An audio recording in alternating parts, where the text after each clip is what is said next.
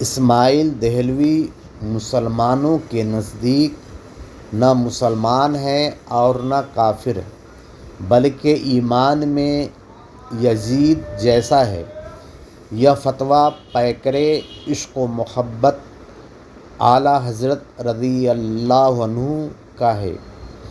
دیوبندی کہتا ہے کہ اسماعیل دہلوی پر بہتان ہے کہ انہوں نے تقویۃ الایمان میں یہ بات لکھی ہے کہ رسول اکرم صلی اللہ علیہ وسلم نے فرمایا کہ یعنی میں بھی ایک دن مر کر مٹی میں ملنے والا ہوں، جبکہ یہ بات تقویۃ الایمان میں لکھی ہے۔